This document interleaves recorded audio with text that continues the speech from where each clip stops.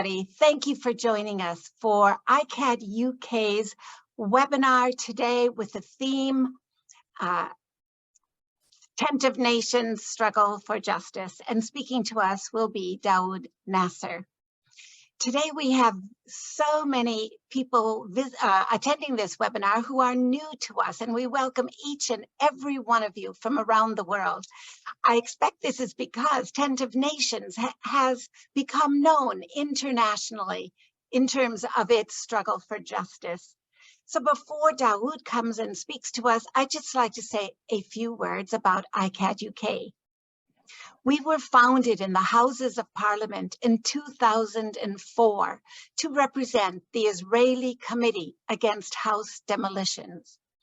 Over the years, we have focused very much on education and awareness raising, lobbying, and just launching campaigns here in the UK with a real mobilization concerning the issue of house demolitions and displacement.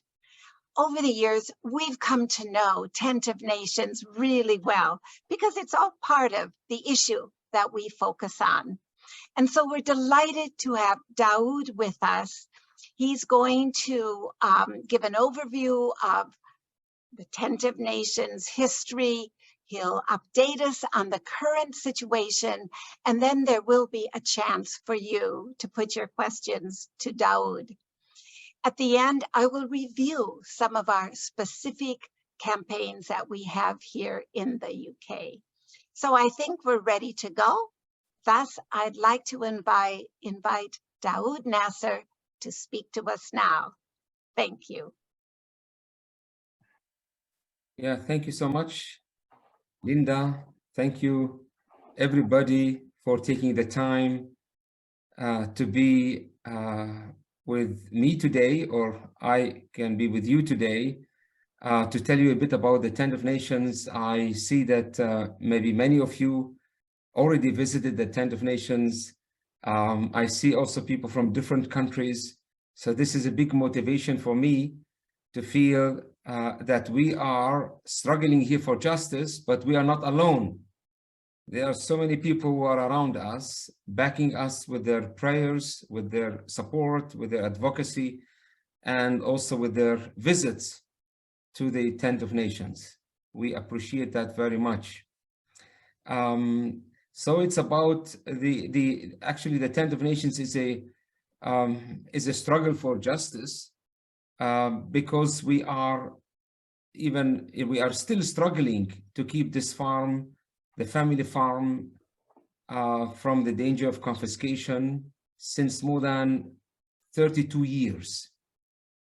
And it's about a family farm that is located southwest of Bethlehem, today in an area that is considered to be Area C after the Oslo agreements. And you know all probably that Area C is making more than 60% of the West Bank, and it is totally under civil and military control of Israel. And this is where the settlements are being built and the ones that are existing being also expanded on Palestinian ground with full infrastructure. Now, today, the farm, which is located about 950 meters high above sea level, from the farm, you know, maybe many of you enjoyed the nice sunset, and sometimes you can see the Mediterranean. But today, the farm is in the center of 5 Israeli Jewish settlements that are growing to become cities, colonies. And the only hilltop in our area is our hilltop that is without an Israeli settlement. Now, our story with this farm goes back to more than 100 years ago, when my family bought this piece of land during the Ottoman period. The land was registered, so we have the original deeds, and we have documentations also from the British Mandate period, from the Jordanians, and even documentations after 1967 from the Israeli from the Israelis. Now, it was unusual for people at that time to register land because many did not want to pay property taxes, and papers were not, or registration documents were not important for the people. So in our case, the family registered the land, the 42 hectares, 100 acres. And the other thing the family did, they lived on the farm in a cave. So my grandfather was a spiritual man. So he didn't even want to build a house on the land. He said, we belong to the ground. So they decided to live in a cave. And this is where my father and uncle grew up. They came as young children, growing up in the cave, and of course learned how to be connected with the land from the beginning. They learned with their parents, how to plant trees, how to respect the land by mixing their hands with the soil. So they grew up with the land. And after my grandparents died, they continued being there, continued farming the land, developing it. And of course, things were changing after the British during the British Mandate period. Things were becoming more difficult for the family. And especially like in 1936, my father and uncle lost more than 25,000 grape trees destroyed by people we don't know. So my father and uncle inherited the land, but they continued with their struggle to keep this farm, but they kept their commitment to the land, and they kept their promise to their parents to protect the land. And this what they've done until they passed away. And we as children and grandchildren, we grew up with the same way connected with the land. Now in 1991, and of course, after 1967, the Israelis started to build settlements in the occupied territories. And the easiest way to take land is to declare it as state land, leaving the burden on the Palestinians to prove ownership. And of course, many Palestinians could not prove their title to their land on a piece of paper. They started saying, this is the land that I got from my parents, from my grandparents. But then they applied the second Ottoman law, which says if you do not farm your land for a specific number of years, the land will be taken as state land. Although this is illegal and unjust for us, but this is the reality that we are going through, and we are facing it right now.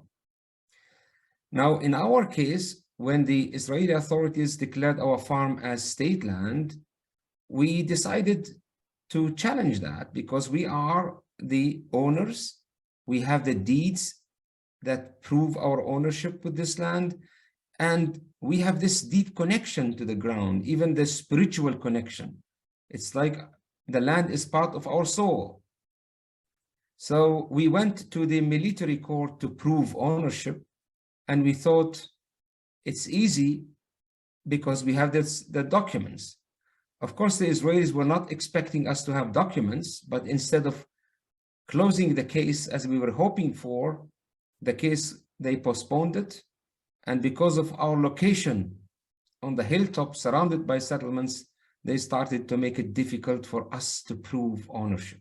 So they started putting one obstacle after the other, one stone on the way after the other. Like, we need this document, we need the other document, we need you to survey the land again, we have to bring eyewitnesses. So back and forth with so many obstacles, we spent 12 years in front of the military court. And after 12 years, we were informed through our lawyer that, statement from the military court that we did not submit enough documents that prove our ownership to this land. Of course, we knew that this was taken for political reasons because they want the land. And we did not give up there.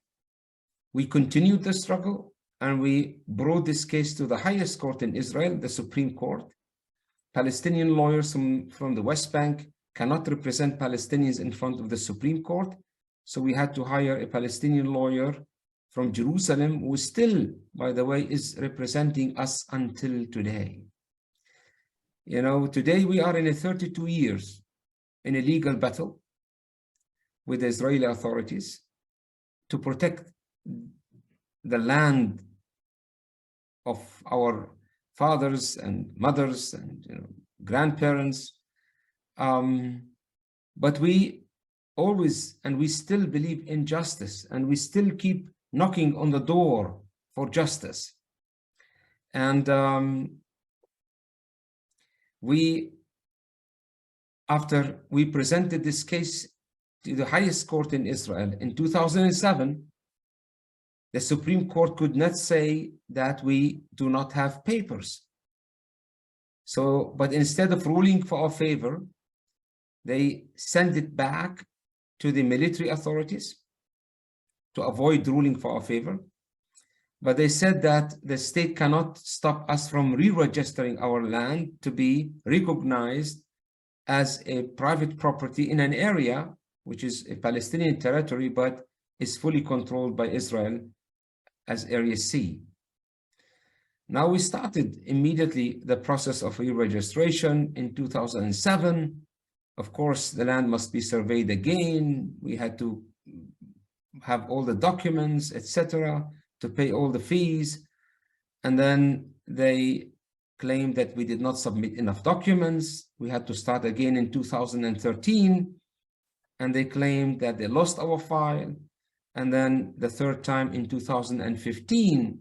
And since then, we are still struggling to keep this land from the danger of confiscation. Just recently, we had a session on the 12th of February, and then the next one is scheduled on the 2nd of March, very soon. It's a long way to go for justice, but we are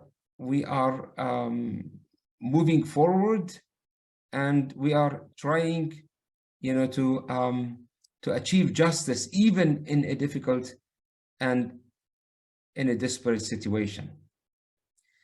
Now, we had also many difficulties and challenges and attacks from the Israeli settlers around us, and especially between 1991 and 2002, when they came and destroyed trees, threatening us with guns, trying to build roads on our land.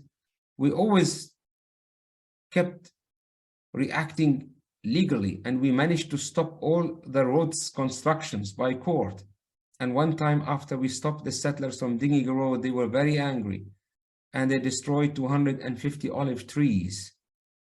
We did not stop there. Of course, an olive tree is for us like a holly tree, but we did not stay there. We managed to repair the land, planted trees, and the people that sponsored 250 olive trees were coming from the UK, a Jewish organization that said this action was done not in our name. And they decided to sponsor 250 olive trees, and they came and planted them. More destructions we had also, especially the biggest one was in 2014, when hundreds of fruit trees were destroyed for us in the valley, 10 days before the apricot harvest. But again, we did not stop there. We managed to repair the land, planted new trees, and many people came and helped in sponsoring and planting trees. Among them was American Jewish group. So it was important for us to feel that we are not alone in our struggle for justice. We have many stories to tell, but even with difficult situation under physical pressure, we did not give up. We are becoming more isolated. Nowadays, the main access to the property is blocked for us. The settlements are expanding around us. The wall, when it's finished southwest of Bethlehem will disconnect us from going to our community in Bethlehem. And on the ground, we have also some restrictions, like we are not allowed to have running water, electricity, and a building permit. And so far we have 28 demolition orders, not only for structures, but also for tents, for shades. This is a way to make it impossible for us to exist and impossible for us to develop the farm.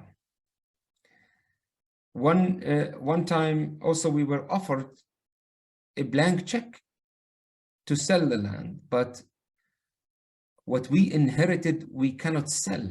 You know, we always say a gift that we received cannot be sold. So this is the reality that I am describing right now, is the reality of many, many Palestinians who are in the same or even in a more difficult situation like us. So when people are in a desperate situation, when they have no hope for the future, when they are provoked by violence, no perspectives, I always say they usually react with three options. I want to tell you how we did come to the idea of the tent of nations. Now, the first normal reaction to a difficult situation is acting or reacting in a negative way. But we said to ourselves, with violence, people will create more violence. And that's why we said this is not the way that we want to go with. We came to the second normal reaction, which is to sit down and cry and wait for a hero, for a political savior to come and help us in this situation. Of course, you know, it is legitimate to feel like a victim. What can we do in this very difficult situation? But we said being a victim would make it impossible for us to stand up and do something. We will stay sitting down, crying and blaming. And with that, we won't be able to achieve anything. We won't be feeling empowered. Then we were left with the last option, which is to run away, to leave. But we also said, you know, this is not the right way to do, to run away from our own challenges. So the three options were not good for us. We started to say there must be another way. There must be a way to stand in front of our challenges and act in a different way. When we talk about a different way, we mean in a non-violent way. And when we said in a non-violent way, we have to believe that this is the way for us, which is not easy, because acting non-violently is not that to expect no violence. And acting non-violently, we might not see the outcome of our work in a day or 2 days. It might take years, if even possible. And that's why, and before we started what we call it now the fourth way, we said 4 things that became our principles.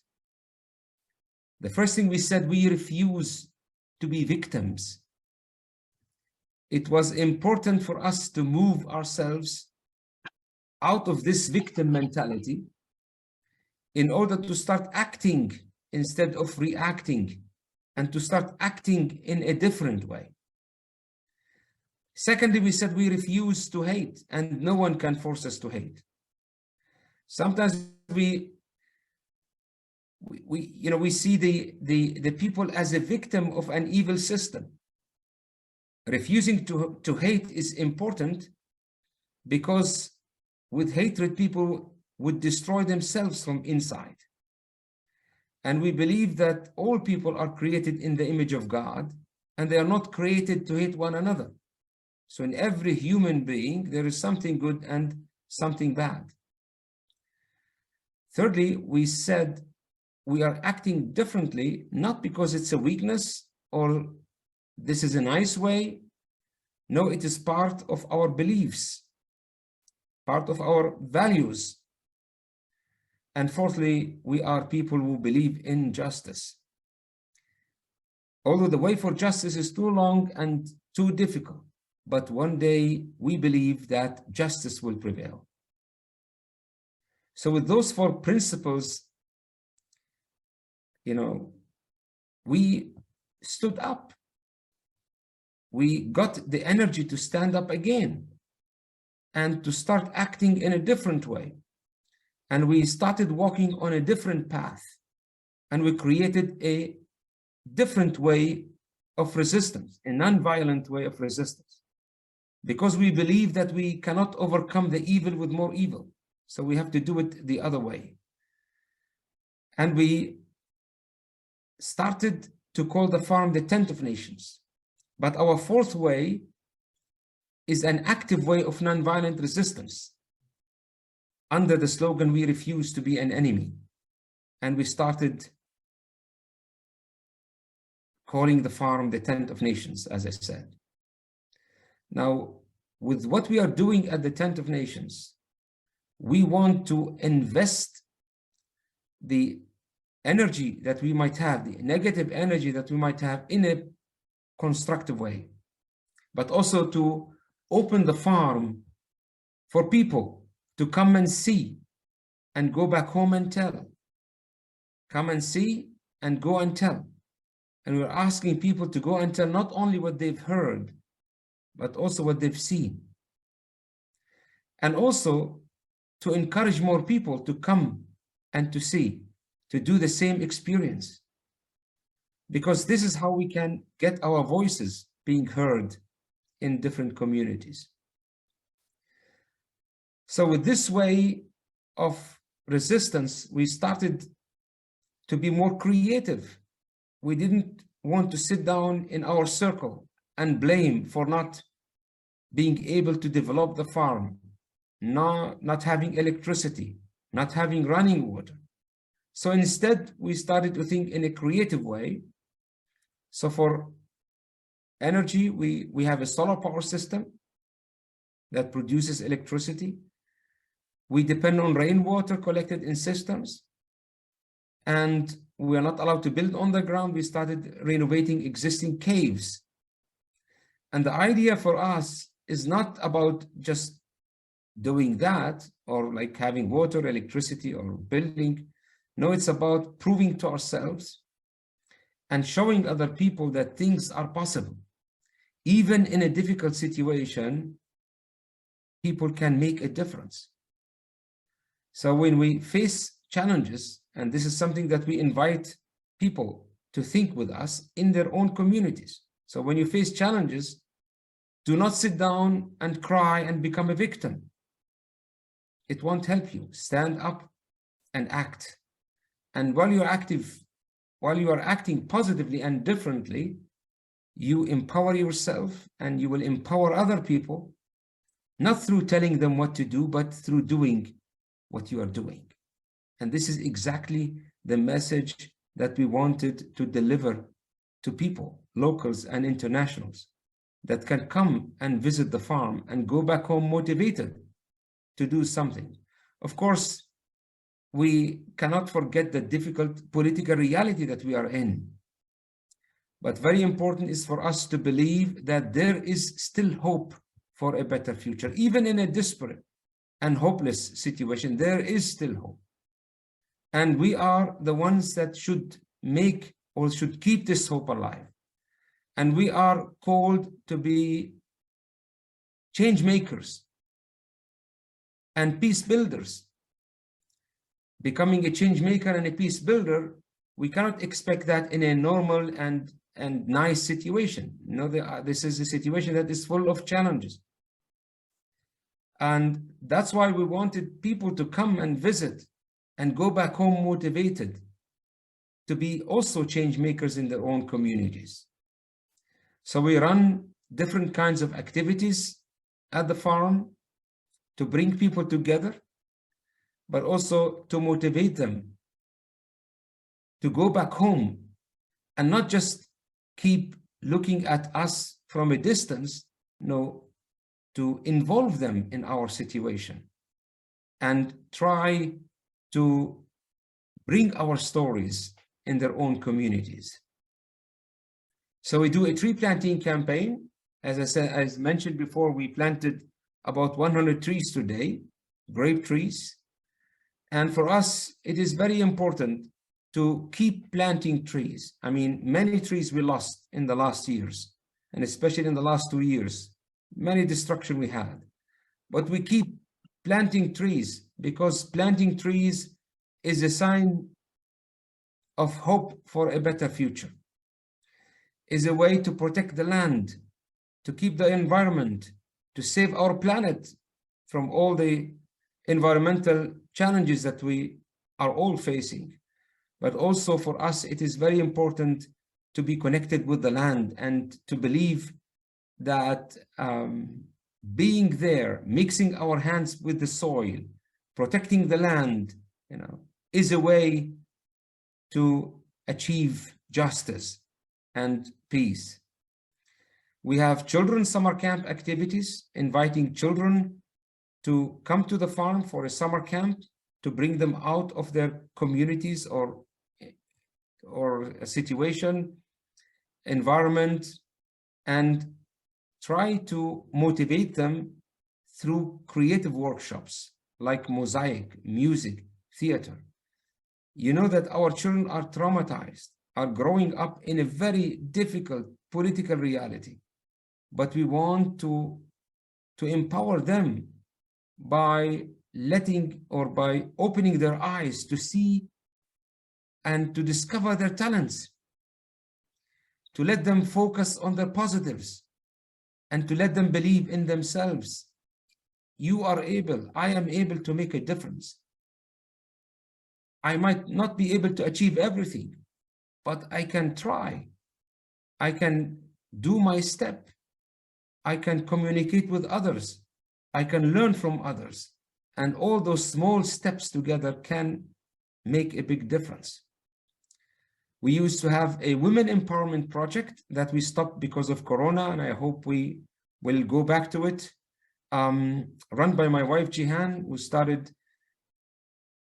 working with women in the village who do not have chances for education. This is Palestinian village.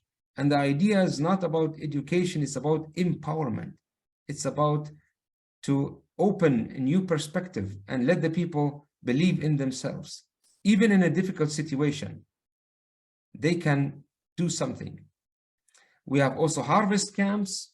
We invite international volunteers to be part of what we are doing. Like in June, we have the apricot, July, the almond, August, the grapes and the figs in September, and end of October, we have the olive harvest. So it was wonderful. The last olive harvest, we had about 17, 18 people, volunteers, between 18 years old and 80 years old.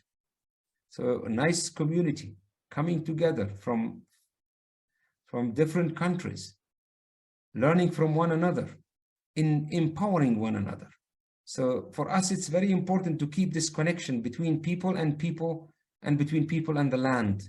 The bridge must always be kept open. Of course, our situation will get more difficult, and especially after they finish with the war. We hope not, but we never know. Of course, we keep hoping for the best, but we have also to be realistic and prepare ourselves for the worst. So we want to make the farm totally self-sufficient in terms of energy, water, recycling, composting, creating biogas out of the compost. So we have some creative ideas that we are welcoming people to help us with, to come and help us in developing those ideas.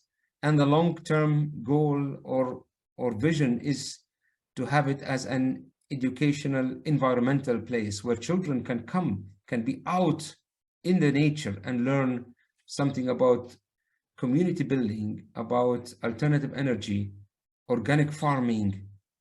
You know, those are very important themes for a better future. Of course, it's a long way to go, but we always try to walk in small steps, always with faith, with love and hope. You know, like a farmer, I always say, like a farmer who puts his hand at the plow, he is not allowed to look backwards. Very important is even to keep our vision in front of our eyes, but also not to lose our principles. It's not easy to practice our principles. That's why we try to keep them in front of our eyes in order to keep going on this track. We have a website, tentofnations.org, and we are trying to create friends of Tent of Nations, like in the UK. We have friends in Germany, in the United States. The idea is to stand with us, not to walk in front of us, or you know, back. No, just to accompany us hand in hand on our long way and tiny road for justice. I'll put a full stop here, and thank you so much for keeping us in your thoughts and prayers. Thank you, Daoud. It's been wonderful to hear from you. And now, as people put questions in the chat line, I'd like to start with a couple of areas in which to draw you out a little bit more. You mentioned today that there are several people with us who have visited you, but for those who have never been to Tent of Nations or who may be listening to the recording later, could you explain a little bit more about your family, who makes up the family, who's at the farm nowadays? I know the answer to that, but others don't. So who, in addition to you, is based at Tent of Nations there working on the land? Yes, so we are a big family coming from a farmer family. We are 9 brothers and sisters, like 4 brothers and 5 sisters with my mother. As I mentioned before, my father died in 1976. And by the way, he left my mother with 9 children. The oldest was 20 years old and the youngest was 3 years old. So I was 5 years old at that time. But we grew up connected with the land. So not all family members are directly involved with the farm. Some are between Bethlehem and the farm, but we try always to keep family members on the farm. In wintertime, we are a small group, sometimes like 4 or 5 people, 6 people, but starting the middle of March until the middle of November, where we start hosting international volunteers, so the community is bigger. Yeah. Okay, very good. Duncan, if you've seen any questions, can you put your hand up to indicate? Because, okay, you do have questions, yeah. My mind is racing and I've got more questions for you myself, but let's call upon Duncan. What has arrived, Duncan? Yeah, I just wanted to also summarize 1 or 2 points people have made already. So, Daoud, you had some greetings from people who have visited previously or are about to visit, particularly from Linda Kerr, Catherine Older and Jane McAlone. So they're very warm greetings from those people. And one of the first questions I asked was actually, you mentioned about the grapes you planted, and someone asked whether they were donated by the Hebron International Resource Network.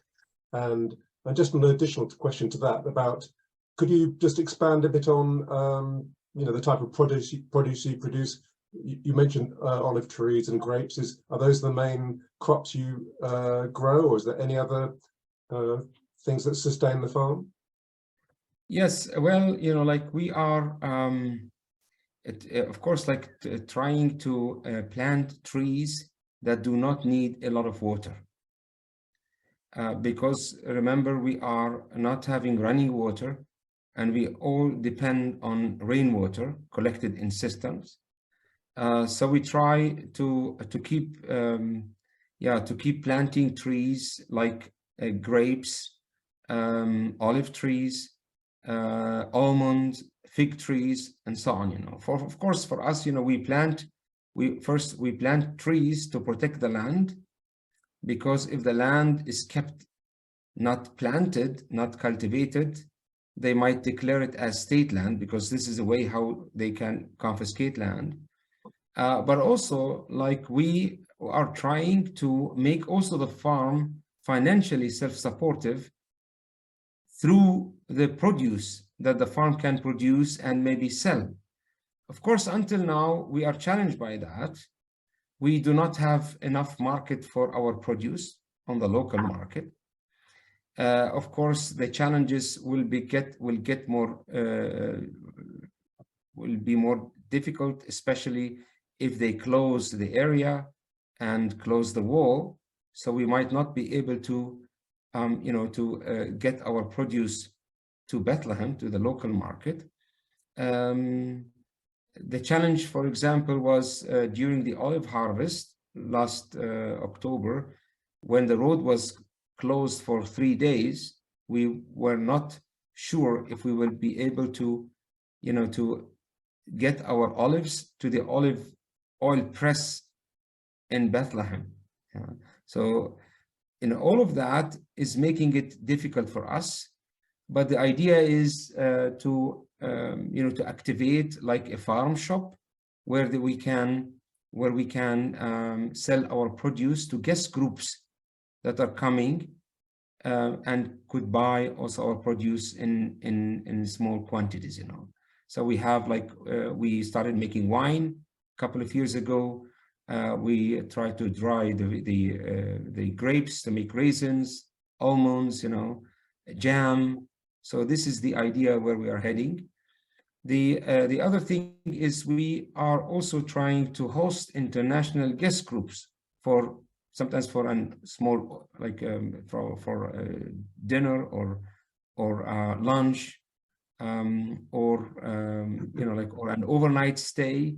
So this is also will sustain the farm somehow financially, but also the challenges actually is the legal costs that we are dealing with. But anyway, for us, we are always thinking about projects that will help the farm to become self-sufficient, also self-sufficient in terms of finances, So we are always welcoming people to sponsor trees from far and near, and welcome them also to come and plant them. Okay, thank you. Just leading on from what you were just saying, the international solidarity clearly is absolutely critical for your survival and the development of the farm. And could you just expand a bit more on the kind of groups that you come from, the different parts of the world, who they are, and how often they come? Do they sleep? Can they sleep at the farm? So that's one question. But also, people were asking in the chat box if you could update us on the forthcoming Supreme Court hearing and what happened at the previous hearing, and how you feel about the one coming up in March, what the likely decision might be. Yes. So first of all, through the international solidarity groups that came to the farm as groups and as volunteers, this brought our case on a different level, also on the political level. So we got some also political support from different countries, from the US and from European countries. We hosted also a group, members of parliament just recently. This is very helpful, because we want them to tell the story.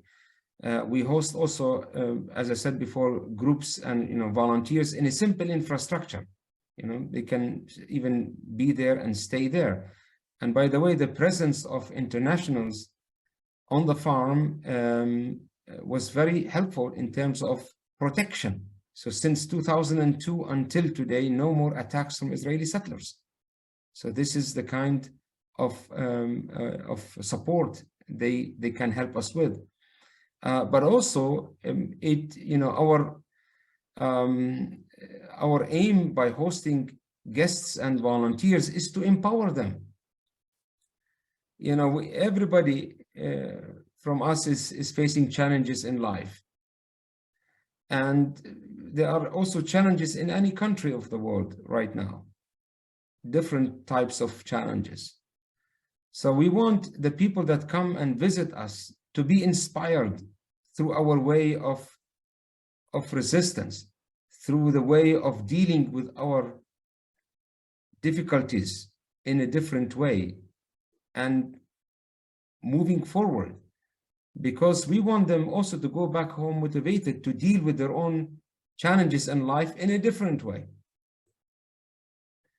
And this is something that we always keep in mind, and because we appreciate the presence of guests and volunteers and their support for us, but also we want them, we are able to give them something back. Maybe we can't give them gold or silver, but maybe we can give them something that is important to lift their spirit up. The challenge on the legal battle continues, of course. On the 12th of February, we had a session. So the objectors had to submit documents, but a copy of those documents our lawyer should have them, but they did not send them. This is and so the more time was given, and the session was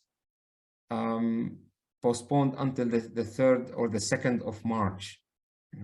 So I hope I think we are in the last stages of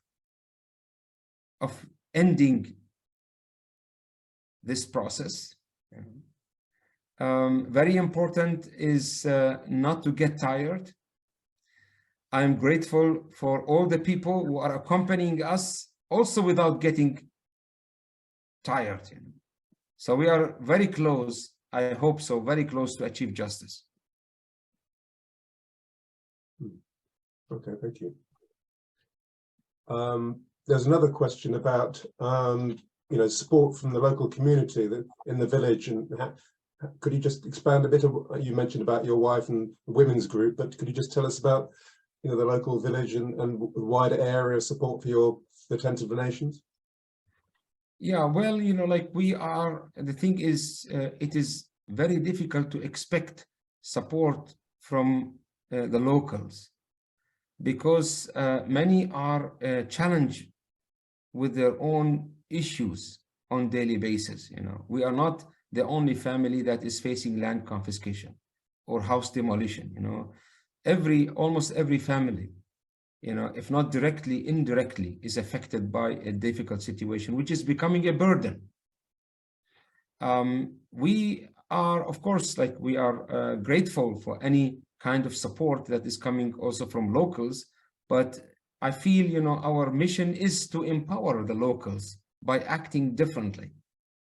I remember when we started with the Tent of Nations, most of the area around the farm was not used, was not cultivated, was not planted. Many people gave up, but when they started seeing us, how we are dealing with our own problems in a different way, they became motivated So we see them like being on the land, planting trees, developing their farms, which is a way to empower them by not telling them what to do, but by doing what we are doing.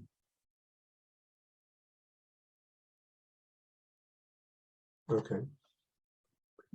So Linda, did you want to ask any more questions at this stage then?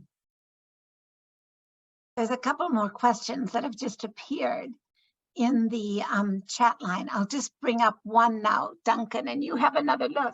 But we have Wendy Greenfield, who I'm assuming is speaking or attending this webinar from the States. What's the best way for people in the United States and other countries to support you on a political basis? What would you like congressional representatives to do? Well, this is a very good question. Thank you for that. As I mentioned before, we have Friends of Tent of Nations North America. And then more information in the United States can be found under photona.org. And there are sample letters that can be sent to Congress, to senators, to the State Department about our case. We welcome this political support very much. Thank you so much for doing that. Can I just ask as well, is there still a Tent of Nations support group in the UK? Yeah, we have a small group of supporters, yes, in the UK. Yes, Friends of Tent of Nations UK. And yeah, I hope this idea will become bigger and bigger in the UK. And I hope one day, maybe this year, to come to the UK on a speaking tour. We'll see. Great, excellent. So we must keep in touch about that. Duncan, this is a final call for any other questions or points that have appeared in the chat line. Okay. Yeah, one of the questions was about that you mentioned earlier about being attacked by settlers. So did they face any justice? What happened to you? So that's one question, but also about, obviously there's a new right-wing government and the settlers feel very much emboldened now. Has that led to further difficulties that you face on a daily basis? Can you repeat the question, please? Sorry. Well, someone asked what happened to the men who attacked you, many years ago. That was the first question. But also I asked about you attacked by settlers. So I'm just wondering now, with the new right-wing government in force, whether you've had even greater difficulties with settlers. If that, could you say what's happening on now as well? Well, as I said before, the attacks on us from settlers had stopped in 2002 because of the international presence. But maybe, we've been attacked a year ago, also physically, me and my brother, but it's not from settlers. This was from locals. I don't know their intention, but they start claiming that part of the land belongs to them. And so this is, we had some challenges from those people. I don't know their agenda, if they are doing that on their own or they are supported by others. But this is about those attacks, maybe. And then the other question you mentioned about the new Israeli government. Of course, the challenge is increasing, and we see on daily basis, like they come up with new laws that also will affect us here. They announced today with building hundreds or thousands of units in the Israeli settlements. We hope that things will not become more difficult in terms of violence. Yeah, it's a tough situation we have to expect, but of course, for us, very important is to say, we always hope that things will get better, but the reality is really very challenging at the moment. Okay, well, thanks very much. Okay, thank you. I'm going to give Daoud a chance to give any final comments just before we come to an end of this webinar. But before that happens, I would like to ask Malcolm, please, to bring up some slides. As I mentioned at the beginning, we have many people attending this webinar from other countries in the world. And it's been wonderful to have you with us today. I mentioned how iCAHD UK has had a real focus for mobilization on the issue of demolitions and displacement. It is our primary campaign.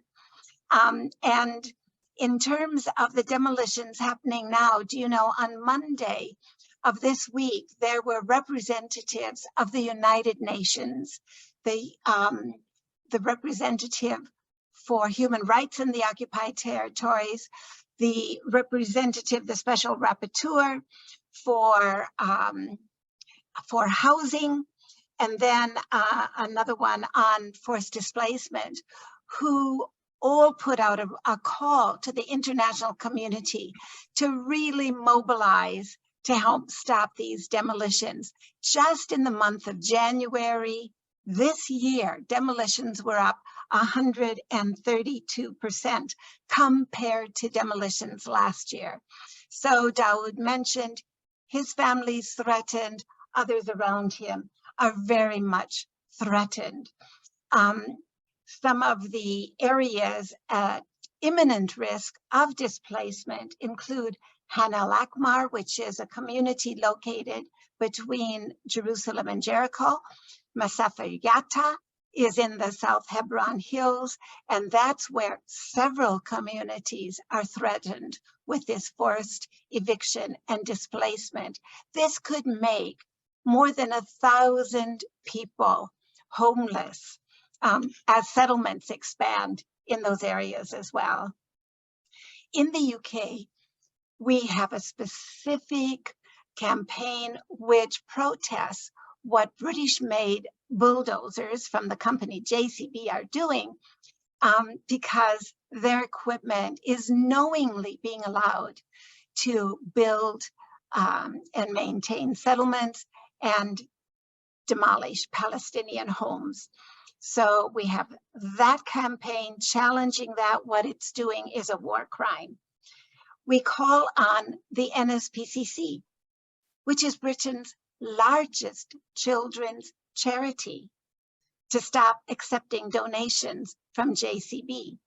NSPCC stands for the National Society for Protecting Cruelty to Children. And when I say it takes donations from JCB, I mean millions of pounds. And NSPCC knows what JCB is doing. And its slogan is about protecting all children, saying all children's lives matter. And we say, but what about Palestinian children? For these campaigns, we work collaboratively with other organizations such as Amnesty, War on Want, Palestine Solidarity Campaign, and others. Our collaborative work also includes working with the Stop the JNF campaign. That's a Jewish National Fund. There are many people in Britain who contributed to the establishment of British Park, constructed over 7 Palestinian villages that were demolished during the time of the Nakba, when the state of Israel was established. That campaign also works on the Sumrain family. We highlighted, it's just one example of families within Silwan who faced being evicted. So we have these campaigns. There are other areas also we highlighted. I just mentioned Silwan, but also there's the Jordan Valley. So that's a little bit about iCAHD UK. Could we go to the next slide, please? At this time, we're also highlighting what's happened to Reverend Dr. Stephen Sizer. He's one of the world's authorities on Christian Zionism. And because of the work he's done, he really has been targeted, especially by the Board of Deputies here in Britain, brought a case against him. He's been accused of anti-Semitism, and we support a petition in support of Stephen Sizer. We would love you to take a look at that petition, and if able, please sign it. You can find the petition on the homepage of the iCAHD website and look in the actions you can take section. Thank you. A few forthcoming dates for your diary. iCAHD is represented in other countries, not just the UK, but also in Germany, Finland, and in the United States. And iCAHD USA is having a webinar next week, 22nd of February, From Zionism to Apartheid is the discourse Shifting Should It, with Mark Braverman. Mark Braverman is a American psychologist and activist for Palestinian rights. He's a fifth-generation Palestinian Jew, and amongst several other things, he is the co-founder of Friends of Tent of Nations in North America. So very nice connection with us today. Register for that. Again, you can access that event through the website, iCAHD website. There's going to be a lobby of before I get to the lobby of Parliament, on the 3rd of March, iCAHD UK is one of the support organizations for a webinar organized by Jewish Network for Palestine, the BDF's movement's campaign against normalization of Israeli oppression. So that information's on our website. I just mentioned there's going to be a lobby of Parliament.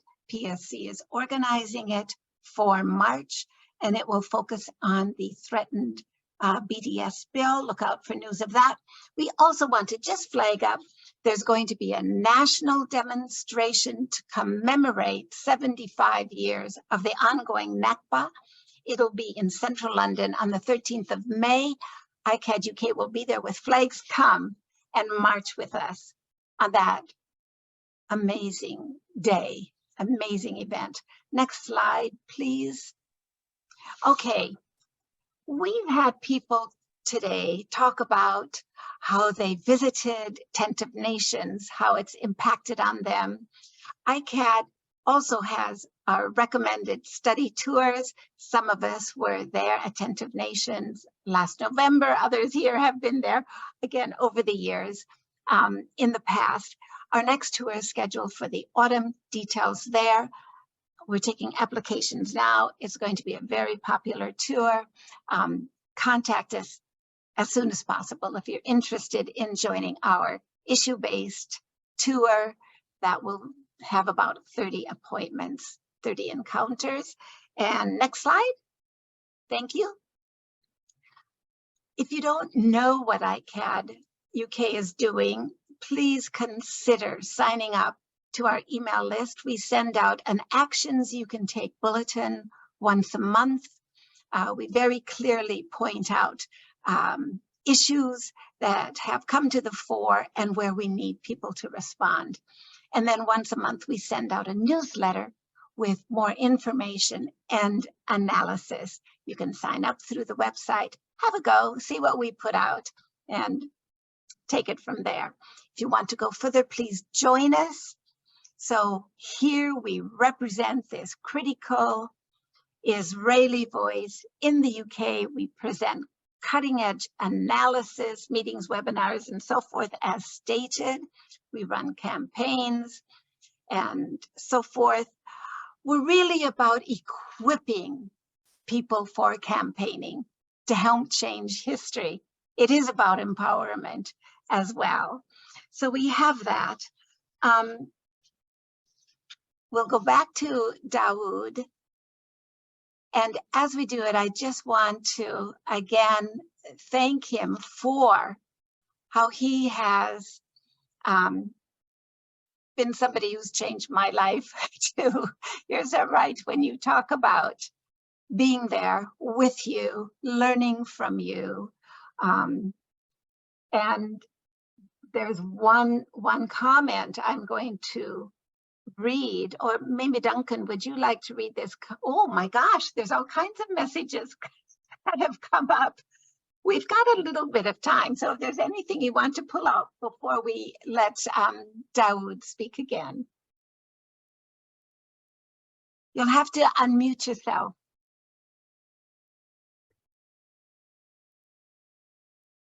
If Duncan Yeah, just people talking about how thanking Daoud for such an inspirational talk and reinforcing the how it's changed their lives and what a wonderful philosophy, etc., etc. Yeah, just huge praise and respect coming in. Excellent. Thanks. Thanks, Duncan. Daoud, any final thoughts or reflections from you? Yeah, thank you so much, Linda and Duncan and Malcolm for this organizing this webinar and for all the participants. As you mentioned, there are a lot of injustices happening everywhere, and also especially in our area. The field is big and we always are in need of workers.